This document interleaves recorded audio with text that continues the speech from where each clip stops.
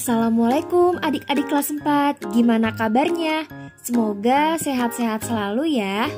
Kali ini kita akan mempelajari salah satu pahlawan Indonesia. Dia bernama Muhammad Hatta. Nah adik-adik kelas 4, ada yang tahu siapa Muhammad Hatta? Proklamasi. Kami, bangsa Indonesia, dengan ini menyatakan kemerdekaan Indonesia. Hal-hal yang mengenai pemindahan kekuasaan dan lain-lain diselenggarakan dengan cara saksama dan dalam tempo yang sesingkat-singkatnya. Jakarta, 17 Agustus 1945, atas nama bangsa Indonesia, Soekarno-Hatta.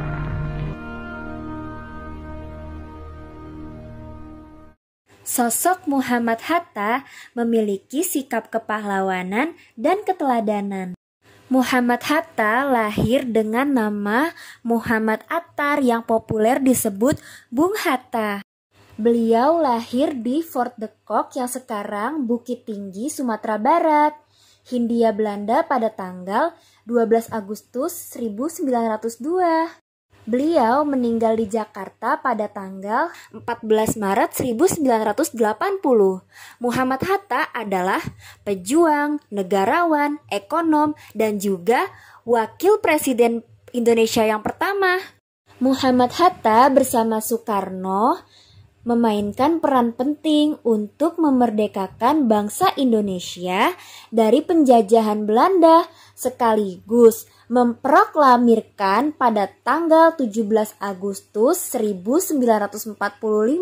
Bung Hatta juga pernah menjabat sebagai Perdana Menteri dalam Kabinet Hatta I, Hatta II, dan RIS. Ia mundur dari jabatan Wakil Presiden pada tahun 1956. Hatta juga dikenal sebagai Bapak Koperasi Indonesia. Bandar Udara Internasional Tangerang, Banten, Bandar Udara Soekarno-Hatta, menggunakan namanya sebagai penghormatan terhadap jasa-jasanya. Pada tahun 1980, ia meninggal dan dimakamkan di Tanah Kusir, Jakarta.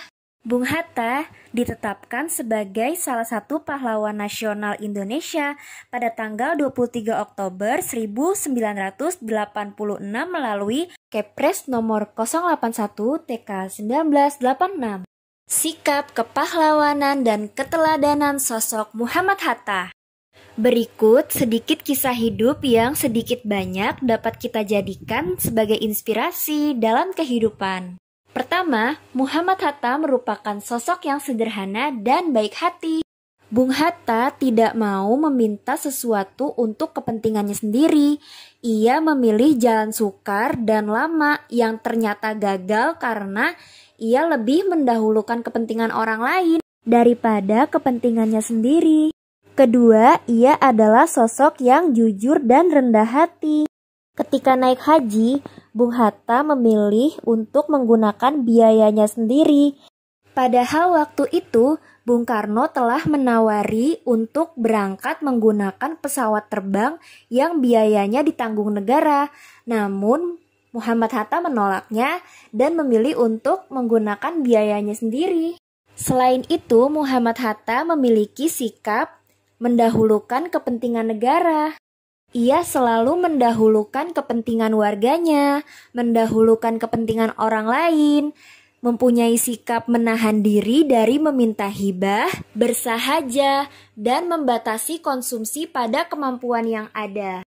Dan kalau belum mampu, tidak berhutang, apalagi bergantung dengan orang lain.